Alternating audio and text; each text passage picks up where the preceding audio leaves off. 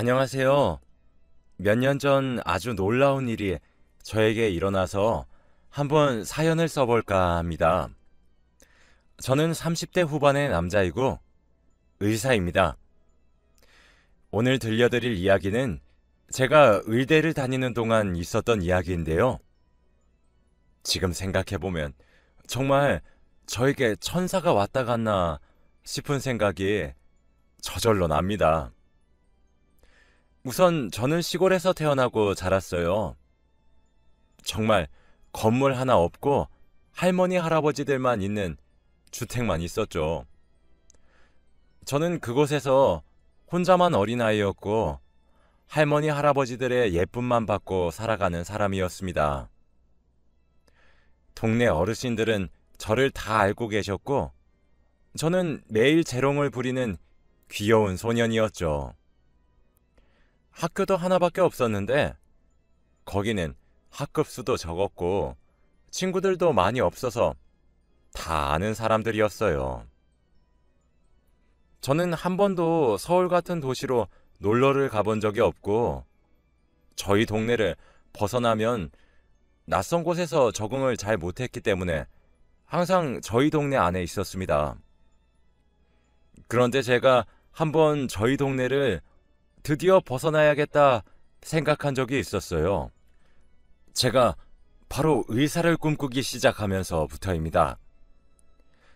초등학생 때까지는 그래도 하루 종일 놀기만 했는데 중학생이 되고 진로에 대해 고민을 하니 의사가 되고 싶더라고요. 사실 저희 아버지가 몸이 많이 편찮으신데 아버지같이 아픈 사람을 치료해 줄 수 있는 의사가 되고 싶었습니다. 그리고 의사가 되기 위해서 공부를 열심히 했고 나름 저희 동네에서는 제가 공부를 제일 잘했어요. 저희 동네는 TV도 없고 휴대폰도 없는 아주 시골이라서 아무것도 모른 채 저는 세상에서 제가 제일 공부를 잘하는 줄 알았습니다. 아무튼 의사가 되려면 고등학교는 좋은 곳으로 진학을 해야 했어요. 저는 학비가 걱정이 되어서 부모님께 말씀드리는 걸 망설이고 있었지만 어머니와 아버지는 우리 아들 하고 싶은 거 다 지원해 줄게 라고 하시면서 저를 서울로 보내주셨습니다. 나이 30이 넘어도 그 시절 서울에 처음 왔을 때의 충격은 아직도 생생합니다. 건물은 하늘을 찌를 것처럼 아주 높았고 사람들도 너무 많고 교통도 혼잡했죠. 정말 정신이 없었고 당장이라도 고향에 내려가고 싶었습니다. 그치만 저는 의사라는 꿈 하나만을 가지고 서울에 올라왔고 당당히 서울에 있는 유명한 사립학교에 입학하여 기숙사에서 지내게 되었어요. 저는 시골에서 올라와서 그런지 친구들이 항상 휴대폰이란 걸 가지고 있었더라고요. 그게 뭐 할 때 쓰는 물건인지 물어보니까 친구들은 다 저를 이상한 눈빛으로 쳐다봤고 조금씩 멀어져 갔습니다. 친구들과 친해지려고 처음에는 제가 다가가도 보고 노력도 했지만 이미 그 친구들은 유치원 때부터 친하게 지낸 사이더라고요. 그리고 하다못해 부모님들까지도 다 친했습니다. 무엇보다 친구들은 제가 시골에서 온 사실이 드러나자 하나같이 저를 멀리했습니다. 냄새난다, 촌스럽다 하면서 제 주위에는 아무도 오지 않았고 말도 섞지 않았죠. 솔직히 저도 그 친구들이 하는 말을 다 이해하지 못했고 다 제가 못 알아듣는 말을 했기 때문에 대화를 안 나누는 게 저도 편했어요. 그래서 할 것도 없으니 공부라도 하자 싶어 공부만 열심히 했어요. 그런데 친구들은 제가 공부하는 것도 가만히 두지 않았습니다. 제가 자리에 앉아서 책을 펴면 그 책을 가져가서 어딘가에 숨기기도 하면서 공부를 방해했죠. 그리고 늘 저한테 너 같은 시골에서 온 애가 우리를 이길 수 있을 것 같아?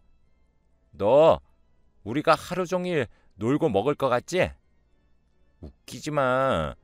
우리는 너랑 다르게 어릴 때부터 영어로 외국인이랑 대화도 하고 하루 종일 골프, 테니스 같은 거 하면서 살았어. 너처럼 하루 종일 땅 따먹기 했던 애랑 우리는 차원이 다르다고. 너 같은 애가 우리 학교 졸업하면 우리 얼굴에 얼마나 먹칠하는 일인지 알지? 라고 했어요. 저는 그 말들을 듣고 처음에는 저와 다른 세상의 사람들이라고 놀랐어요. 하지만 애들이 그럴수록 더 저급하다는 것을 느꼈고 오히려 그런 애들과 같은 사람이 되면 안 된다는 생각에 공부를 더 열심히 한 것 같아요. 그렇게 자신감이 넘치는 아이들의 길을 눌러줘야겠다는 생각으로 고등학교를 들어가고 첫 중간고사에서 저는 당당히 1등을 했습니다. 정말 밤을 새가면서 코피가 터질 때까지 공부를 했어요. 애들은 저를 보고 놀라했고 그 후로 경쟁이 붙은 것 같았습니다. 저는 그들을 경쟁 상대라고 생각하지 않았고 제 머릿속에는 고향에 있을 부모님이 떠오르면서 의사가 되겠다는 생각 하나밖에 없었어요. 제가 그들을 무시하고 공부를 더 열심히 할수록 저를 괴롭히는 애들의 폭력 수준은 점점 커져갔고 저는 아랑곳하지 않았죠. 솔직히 많이 힘들고 당장이라도 부모님 곁에 가고 싶었지만 서울이라는 삭막한 도시에서 저 하나 못 지키면 아무것도 될 수 없다고 생각했기에 정말 피눈물 흘려가면서 참았습니다. 그리고 부모님께서 제가 학교에서 이런 일을 당하고 있다는 사실을 알게 되면 마음 아파하실 걸 알았기에 비밀로 했죠. 딱 3년만 참자는 생각으로 이를 악물었던 것 같아요. 저와 같은 의대를 희망하는 한 남학생도 있었는데 그 친구가 저를 제일 많이 괴롭혔어요. 같은 반에다가 같은 대학교를 지원하니 담임 선생님조차 저와 그 친구를 라이벌 관계로 만들어 버리셨고 그 친구는 저 같은 시골 사람과 경쟁 상대가 된다는 걸 내키지 않아 했죠. 알고 보니 그 친구는 저와 다르게 서울에서 태어나고 자랐는데 무엇보다 저희 학교 이사장님의 아들이었습니다. 저희 학교는 사립고등학교였어서 이사장님이 계셨는데 나중에 알게 된 사실이지만 그 친구가 이사장님 아들이었다고 하더라고요. 솔직히 좀 놀랐습니다. 이사장님은 자기 아들이 의대를 가길 원하셨고 저를 이기라고 그 친구한테 말했나 봐요. 그 친구는 저를 이기지 못하니까 괴롭히면서라도 자신이 저보다 위에 있다는 걸 느끼고 싶었던 것 같고 저를 향한 물리적인 괴롭힘은 물론 악담도 자주 퍼부었죠. 저는 고등학교를 졸업할 때까지 휴대폰이 없었어요. 그래서 아이들과 연락도 하지 않았는데 그러다 보니 저는 항상 학교에서 직접적으로 그들에게 욕을 먹어야 했습니다. 야, 너희 동네에 할머니 할아버지밖에 없다면서? 그런 애가 의사가 될 수 있겠니? 너 서울에 있는 병원은 가봤어? 그냥 니네 고향에 있을 것이지. 어딜 기어나와. 그러면서 저한테 자퇴를 하라고 했습니다. 항상 그 친구는 2등이었고 제가 1등이었으니 제가 자퇴하면 그 친구가 1등이 되잖아요. 저는 단 한 번도 저를 괴롭혔던 애들보다 성적이 낮은 적이 없었고 반항도 한 적이 없습니다. 가끔씩 부모님을 뵈러 몇 시간 동안 기차를 타고 내려가면 정말 그렇게 편할 수가 없어요. 아버지의 병은 점점 더 악화되는데 서울에 있는 큰 병원을 가기에는 몸이 따라주지 않으니 얼른 제가 의사가 되어 치료를 해드리고 싶었어요. 본가에 가면 항상 의사가 되고 싶다는 마음가짐을 가지고 다시 서울로 올라가는 것 같아요. 아무튼 저는 고3 때 정말 하루에 반 이상은 공부만 하고 살았습니다. 늘 아버지를 마음속에 새기며 공부를 하니 저는 떳떳하게 전교에서 1등으로 고등학교를 졸업했고 의대에 갈 수 있었어요. 제가 간 의대는 서울에서 제일 유명한 의대였고 전교 2등으로 졸업한 이사장 아들은 그 의대에 갈 수 없었습니다. 그렇게 저와 그 친구는 비슷하지만 다른 길을 가게 되었죠. 아마 많이 절망적이었나 봐요. 하루 종일 책상에 앉아서 멍만 때리던 기억이 아직까지 납니다. 저는 합격 통지서를 받자마자 고향으로 내려가서 부모님께 보여드리니 두 분 다 우시더라고요. 아들 하나는 정말 잘 나왔다고 하시면서 수고했다고 안아주시는데 효도한다는 기분을 그때 처음 느꼈습니다. 저는 동네에 현수막도 달고 마을 어르신들의 칭찬도 받으면서 의대에 입학했어요. 드디어 제가 원하는 의학 공부를 하니까 피가 도는 느낌이고 정말 행복했어요. 의사와 점점 가까워지는 듯한 느낌이 들고 벌써부터 아버지의 병을 낫게 할 수 있을 것 같았거든요. 그리고 저는 의대를 가고도 성적은 늘 상위권이었습니다. 확실히 대학교를 가니까 고등학교와 조금 다른 점이 친구들이 차별하지 않았어요.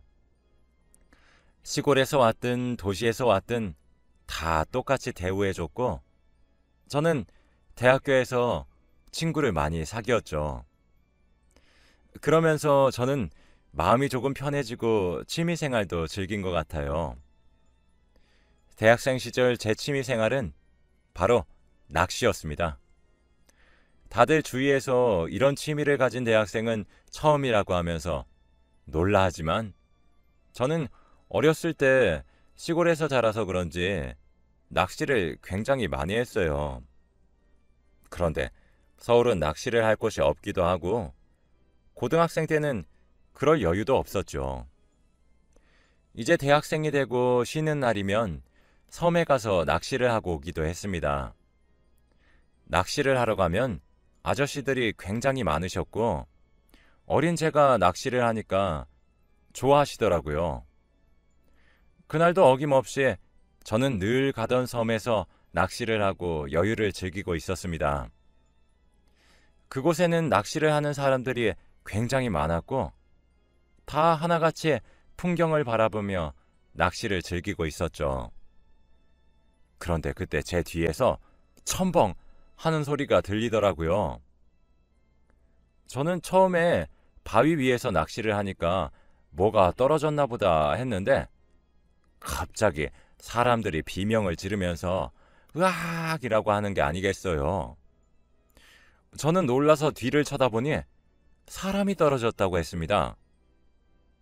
그곳은 수심이 깊은 바다라서 나오기 힘들어 보였고 빠진 사람은 수영도 못하는 것 같았습니다. 그런데 아무도 그 사람을 구해주는 사람이 없었고 저는 상황이 심각해지기 전에 빠진 사람을 구해야겠다는 생각으로 바다에 들어갔습니다. 저는 어렸을 때부터 아버지와 강에서 헤엄을 치며 놀았던 적이 많아서 수영을 할 줄 알았기에 그 사람을 구출할 수 있었죠. 그 사람은 여성분이었고 겨우 구하니 물을 많이 먹어서 그런지 숨을 쉬지 않더라고요. 저는 학교에서 배운 인공호흡 방법을 이용해서 그 여자를 살려내는데 몇 분 정도 지나니 그 여자가 입에서 물을 뿜고 깨어났습니다. 저는 한순간에 혹시 죽었을까라는 생각이 들면서 너무 무서웠는데 그렇게 깨어나니 의사가 되는 이유가 바로 이거구나 싶더라고요. 그 여자가 깨어나니 낚시를 하던 사람들이 전부 다 박수를 쳤습니다. 그 여자한테도 고맙다는 말을 들었죠. 그리고 저희는 그날부터 친해졌습니다. 그 여자는 신기하게 저처럼 낚시가 취미라고 하더라고요. 요즘 일이 바빠서 낚시를 많이 못했는데 오랜만에 낚시를 하다가 이런 일이 생겨서 정말 놀랐다며 살려주셔서 고맙다고 했습니다. 그 여자가 정확히 무슨 일을 하는지는 모르겠지만 얼굴이 정말 예뻤어요. 태어나서 그렇게 예쁜 사람은 처음 봤습니다. 그렇게 그날 저는 그녀와 함께 낚시를 하고 해가 질 때쯤 배를 타고 헤어졌어요. 육지로 가서 밥도 먹고 이야기도 나누면서 서로에 대해 많이 알아갔습니다. 한 번도 저희 속마음을 다 이야기해 준 사람이 없었는데 그녀와 이야기를 하니 제 마음속에 묵혀있던 말들이 다 나오더라고요. 그래서 어릴 적에 있었던 일이나 힘들었던 일들을 다 이야기했더니 그녀는 저를 위로해주고 충고도 많이 해주었어요. 대학생 때는 저에게 휴대폰이 있었기 때문에 그 여자와 전화번호를 주고받았고 저희는 헤어졌죠. 그리고 자주 연락하면서 만나기도 했고 특히 낚시를 많이 다녔습니다. 사람들도 없고 조용한 곳에 가서 낚시를 하니까 정말 좋더라고요. 그리고 제가 시골에서 살았던 것도 알아서 저희 부모님한테도 소개시켜 드렸습니다. 그녀는 평생 서울에서 살아서 이런 정겨운 시골에서 살고 싶다고 말했고 일이 끝나면 바로 시골로 내려가서 살 거라고 하더군요. 생긴 건 완전 도시 여자처럼 생겨서 시골의 분위기를 별로 안 좋아할 줄 알았지만 이렇게 좋아하니 고마웠습니다. 그녀와 같이 여행도 다니고 이야기도 많이 하다 보니까 저도 모르게 그녀가 좋아진 것 같아요. 그녀는 저를 친구로만 생각하고 있는 것 같았지만 저도 그러면 안 된다는 걸 알면서도 제 마음을 멈출 수가 없더라고요. 그래도 제가 여기서 마음을 고백해버리면 그녀와 친구 사이도 되지 못할 것 같아서 참았습니다. 그렇게 한 몇 년 동안 친구로 지낸 것 같아요. 그동안 그녀는 일이 너무 많아졌다면서 저와 만나는 시간이 줄어들었고 저도 의대 공부 때문에 너무 바빠서 연락하기도 힘들었죠. 그래도 한 달에 한 번씩은 꼭 만나서 카페를 가거나 밥을 먹기도 했습니다. 그렇게 저희는 20대 후반이 된 것 같아요. 그런데 어느 날 제가 강의실에서 수업 전에 공부를 하고 있는데 갑자기 한 친구가 저를 부르더라고요. 그러면서 밖에 누군가 저를 기다린다고 했습니다. 저는 누군가 싶어서 나가보니 그녀가 서 있더라고요. 그래서 왜 왔냐고 물으니 그녀가 하는 말은 정말 충격적이었어요. 나 당분간 너 못 만나 라고 하더군요. 그러면서 저한테 그동안 고마웠다고 저를 꼭 안아주었습니다. 그곳에는 사람들이 많았는데 다들 저와 그녀를 보고 뭐야 이러면서 그녀의 이름을 막 말하는 거 있죠? 저는 그녀의 이름을 이 사람들이 어떻게 알고 있는지 당황스러워하고 있는데 그녀는 저에게 그때 구해줘서 너무 고맙다고 말해주었고 저한테 편지 한 장을 준 뒤 자리를 떴습니다. 친구들은 저에게 다가와서 그녀와 제가 무슨 사이냐고 묻더라고요. 저는 그 친구들에게 너희는 걔 이름을 어떻게 아는데? 라고 물었죠. 그런데 애들은 당황하는 듯 했죠. 너 저 사람 누군지 몰라? 무슨 소리야? 쟤 내 친구야. 아니, 너 TV 안 봐? 안 보는데? 아니, 저 사람 요즘 엄청 유명한 배우잖아. 저는 친구의 말을 듣고 엄청 놀랐어요. 그녀가 유명한 배우라니.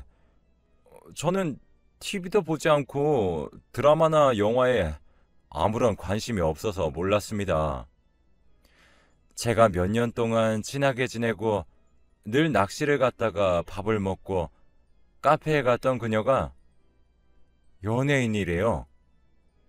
그리고 요즘 엄청 유명한 친구라고 합니다. 저는 그 놀람이 아직까지 잊혀지지 않아요. 그녀가 저한테 준 편지를 읽어보니 그냥 고맙다는 말과 자신의 이름을 인터넷에 검색해보라는 말과 그리고 꼭 다시 만났으면 좋겠다는 말밖에 없었어요. 왜 못 만나는지 알려주지 않았지만 저는 그녀가 허튼 짓은 하지 않을 걸 알기에 굳이 연락해서 물어보지도 않았습니다. 그리고 저는 의대를 졸업하고 의사가 되었고 아버지의 병을 치료할 수 있게 되었습니다. 그런데 그때 저는 한창 인턴이라 너무 바쁘고 고향에 내려갈 여유가 없었어요. 저희 아버지는 한시가 급한 상황이고 당장이라도 서울에 있는 대학병원으로 와서 수술을 하셔야 했죠. 그런데 동료 인턴이 갑자기 저에게 와서 너희 아버지 우리 병원에 입원하셨다며? 얼른 가봐 라고 하더라고요. 저는 갑자기 이게 무슨 일인가 싶어서 아버지가 혹시 사고라도 나셨나 하는 생각에 급히 아버지의 병실을 안내받고 달려갔어요. 그런데 거기서는 아버지와 어머니가 행복하게 과일을 드시고 계시더라고요. 저는 너무 놀라서 이게 어떻게 된 일인지 아버지에게 물어보니 아버지의 말씀은 정말 놀라웠어요. 저희 병원은 수술을 하기 위해서 몇 달 전부터 예약을 해야 하는데 그녀가 저희 병원 원장님과 친분이 있어서 아버지의 수술 날짜를 잡아주셨고 병원장님께서 친히 저희 아버지의 수술을 해주셨대요. 몇 년 전부터 저와 만나지 않았던 그녀는 얼마 전 저 몰래 제 고향으로 내려가서 아버지께 수술을 해드릴 테니 병원으로 가자고 했고 그렇게 와서 수술을 한 거래요. 그리고 그 친구는 방금 해외로 가기 위해 공항으로 갔다고 합니다. 저는 수술비도 걱정이 되었고 차도 없어서 아버지를 병원까지 데리고 오는 것도 너무 고민이 되었는데 그녀는 끝까지 저한테 천사 같은 일만 하고 갔어요. 그리고 나중에 알게 된 사실이 그녀가 많이 아파 보였다는 겁니다. 아버지와 어머니가 그녀를 제일 최근에 본 사람이니 그대로였냐고 물어봤어요. 저는 몇 년 전부터 본 적이 없으니 궁금했거든요. 그런데 아버지와 어머니는 말을 망설이는 듯한 눈빛을 주고받다가 결국 한숨을 쉬시더군요. 그러면서 이건 너한테 말하지 말라고 했는데 라고 하며 고민을 하다가 말씀해 주셨습니다. 그녀는 많이 아프다고 하더라고요. 한국에 있으면 자신의 사생활이 다 노출되는 게 싫어서 미국으로 가는 거라고. 너한테 못 만난다고 한 뒤로 몇 년 동안 치료를 받았다가 이제 외국으로 가서 쉬고 싶대. 너 걱정할까봐 일부러 너한테 말 안 했으니 우리한테도 말하지 말라고 하더구나. 그 말을 들으니까 정말 미안하더라고요. 저는 그녀한테 받기만 하고 있었고 막상 준 게 없는데 생각해보면 정말 그녀는 저한테 퍼주기만 했어요. 그리고 나서 인터넷에 그녀의 이름을 자주 검색해 보기도 했지만 어떻게 된지 기사도 없고 아무런 정보도 없더라고요. 지금 생각해 보면 정말 천사가 왔다 갔나 싶습니다. 사막 같은 제 인생에서 오아시스 같은 여자였어요. 정말 제 인생에서 잊을 수 없던 여자였습니다. 지금 생각해봐도 정말 놀라운 일인 것 같아요. 바다에 떨어진 사람을 구해주고 그 사람과 친하게 지냈는데 알고 보니 유명한 배우였고 그러다가 이제 못 만난다고 하면서 해외로 가버리고 어디서 뭘 하고 어떻게 사는지 모르겠지만 꼭 그곳에서는 건강하고 행복했으면 좋겠어요. 여러분도 혹시 저와 같은 일이 있었나요? 저희 가족은 몇 년이나 지난 지금까지도 그녀의 이야기를 합니다. 정말 보고 싶어요. 제 이야기는 여기까지입니다.